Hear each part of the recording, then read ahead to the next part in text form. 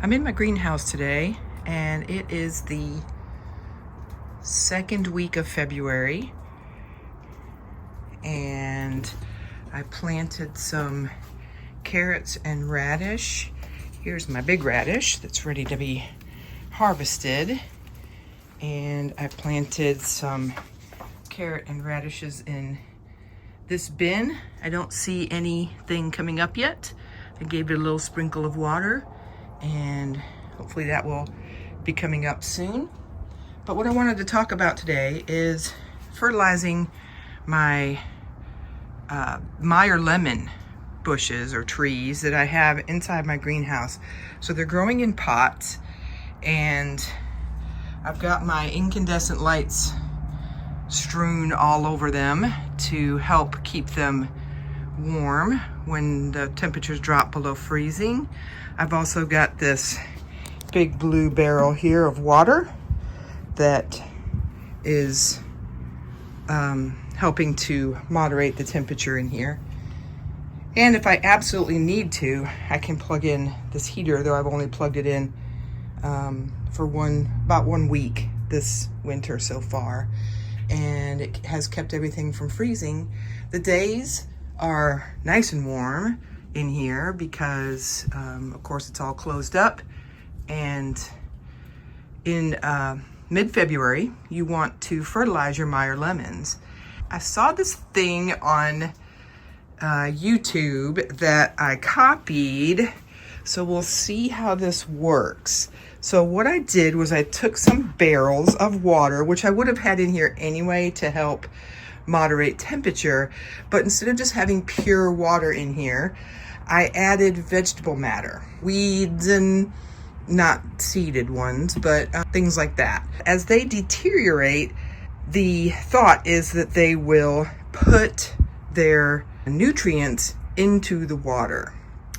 So what I'm going to do today is pop the tops on these and see what's going on, and perhaps use that water to fertilize my citrus trees. Let's see what's going on in here. The mystery reveal. Ugh, that's disgusting. I still have quite a bit of organic matter on the top, which I think that I will put into my compost. Let me get a trowel and we'll see what's underneath this stuff.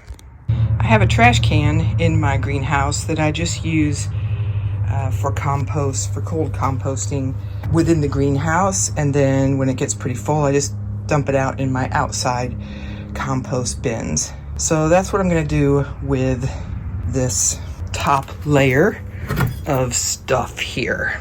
You can see there is a color to the water, so something has come out into the water. I am going to put this stuff into the compost bin. I'm surprised this hasn't broken down more, actually. Got some peppers in here that you can see are still in there. Had some big kale leaves in there. All right, let's see what else we can dig out of here. See, the leaves still seem to be leafy. Haven't broken down much at all. I gotta say, it smells pretty bad. So that's probably the mold or whatever. Hopefully I'm not gonna kill my lemon trees by putting this in there. All right, so that's pretty much devoid of solid matter, and now we could strain this, get out every little bit, but I'm not that worried about it. So I'm gonna put that on one of my Meyer Lemon trees and hope that it fertilizes nicely. And I'm gonna pour this into my base of my tree. I am going to refill with just pure water, and let's see how that other does. And I may add vegetable matter later, but I need the water in here to help moderate the temperature in my greenhouse. And then we'll check the other barrel.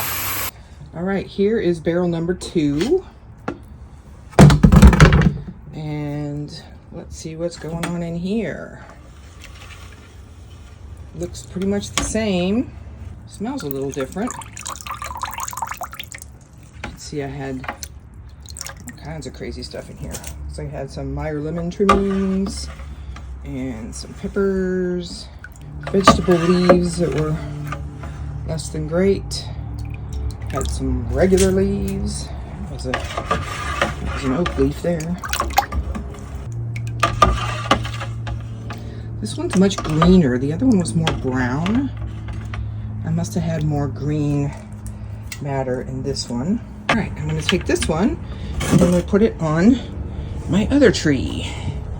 This is my pineapple mint growing in here. Brought it in for the winter. And this one's my mojito mint that's really doing great in here. And I am going to pour this bucket of stuff onto this other Meyer lemon tree. They look like they're getting ready to bud out. You can see the little baby here, the little bud getting ready to open.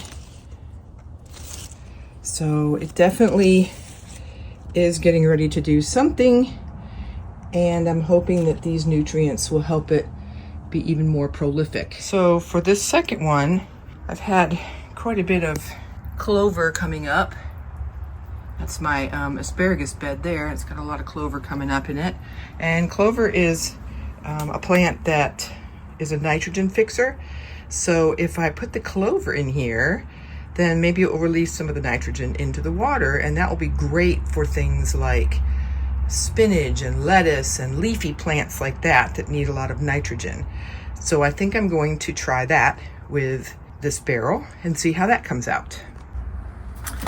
So this is my asparagus bed, and had a bit of an infestation of clover here. So I'm going to use this prongy tool to help root up some of the roots. I don't want to hurt the asparagus roots underneath, so I need to be a little bit careful with those. But I'm going to take as much of this as I can get out of here and put it in the barrel and see if any of that nitrogen will come out to help these plants.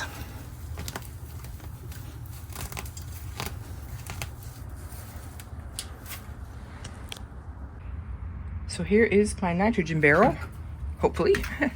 It's got lots of clover in there, also some of the soil. But since I'm going to be dumping it back on the beds, that's fine. We're just going to cover this up and let it heat my greenhouse and hopefully get some of that nitrogen out of there to put on my plants. So it's an experiment. Covered with a little bit of wood mulch to help keep the moisture in. And soon I should start to see some asparagus shoots coming up. They come up pretty early in the greenhouse, much later in the beds outside. They tend to be pretty small in here because the bins aren't that deep.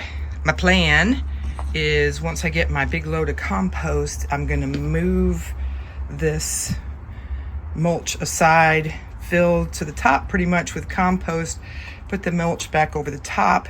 I have not been doing a good job of covering the soil in my greenhouse to help keep the moisture in and to help keep the soil from getting too hot in the summer. So I plan to be better about that this year. So that is my plan for my asparagus. I've got 2 of these beds of asparagus in my greenhouse, and then I have a couple of beds outside which grow, okay, these grow asparagus the size of your little finger, and the ones outside grow asparagus the size of your thumb. Much bigger spears outside. My outside beds are 3 years old this year. I should be able to harvest a lot more. The first year you don't harvest any. The second year you harvest just a little bit. And then you want all that energy to go into the roots and to establish them. And then the third year you can harvest as much as you want, all the way till probably June. And then you let the plant do its thing for the rest of the season to put the energy down into the roots for the next year.